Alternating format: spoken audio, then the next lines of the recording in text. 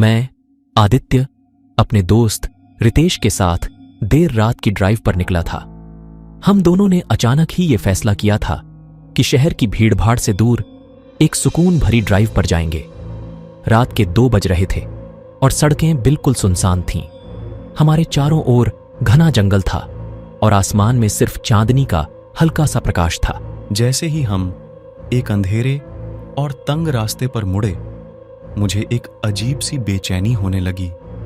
रितेश ने हंसते हुए कहा, डर मत, बस कुछ ही देर में हम वापस मुख्य सड़क पर आ जाएंगे।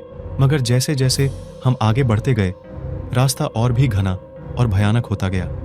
पेड़ों की शाखाएं हमारी कार पर जोर जोर से टकरा रही थीं। अचानक हमारी कार के सामने एक महिला दिखाई दी। उसकी सफेद साड़ी रात के अंधेरे में चमक रही थी। रितेश ने ब्रेक लगाए और कार रुक गई। हम दोनों ने कार से बाहर निकलकर उसे पुकारा, आप ठीक हैं? मगर उसने कोई जवाब नहीं दिया और धीरे धीरे जंगल की ओर बढ़ने लगी। हमने सोचा कि शायद उसे मदद की जरूरत है, इसलिए हमने उसका पीछा करना शुरू कर दिया। मगर जैसे जैसे हम उसके करीब पहुंचे, उसने अचानक मुड़कर देखा। उसकी आंखें लाल थीं और चेहरा बहुत भयानक था। मेरी रूह कांप गई और रितेश भी सहम गया। हम तुरंत कार की ओर भागे और वहां से निकलने की कोशिश करने लगे। हमने कार स्टार्ट की, मगर इंजन ने जवाब दे दिया। रितेश ने बार बार कोशिश की, मगर कार नहीं चली। उसी वक्त उस महिला की भयानक हंसी सुनाई दी, जो हमारी हड्डियों तक को जमा देने वाली थी। हमें समझ नहीं आया कि अब क्या करें। हम पूरी तरह से फंस चुके थे। हमने कार के अंदर ही रुकने का फैसला किया। मैंने सोचा कि सुबह होते ही हम यहां से निकल जाएंगे, मगर रात का हर एक पल, हर एक मिनट बहुत भारी लग रहा था। अचानक रितेश ने कहा, तुम्हें नहीं लगता कि हमने इस महिला को पहले भी कहीं देखा है? मैं चौंक गया और कहा, कहां? रितेश ने बताया कि कुछ साल पहले हमने एक न्यूज में पढ़ा था कि इस इलाके में एक महिला की हत्या हो गई थी।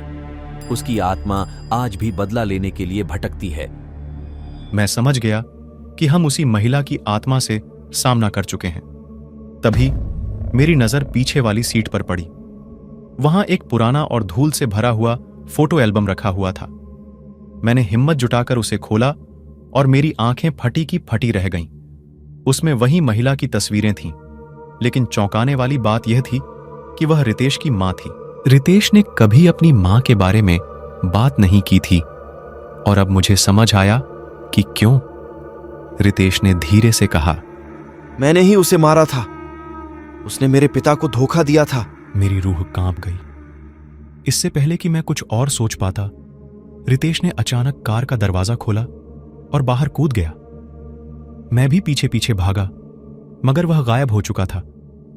मैंने अपनी पूरी ताकत से भागकर मुख्य सड़क तक पहुंचा और किसी तरह पुलिस को बुलाया। जब पुलिस वहां पहुंची तो उन्होंने मुझे बताया कि रितेश कुछ साल पहले ही मर चुका था। मुझे अब तक समझ नहीं आया कि वह रात असल में क्या थी। क्या वह एक आत्मा थी या मेरे साथ हो रही घटनाओं का एक अजीब खेल? यह रहस्य आज भी मेरे दिल और दिमाग में खौफ बनकर बसा हुआ है।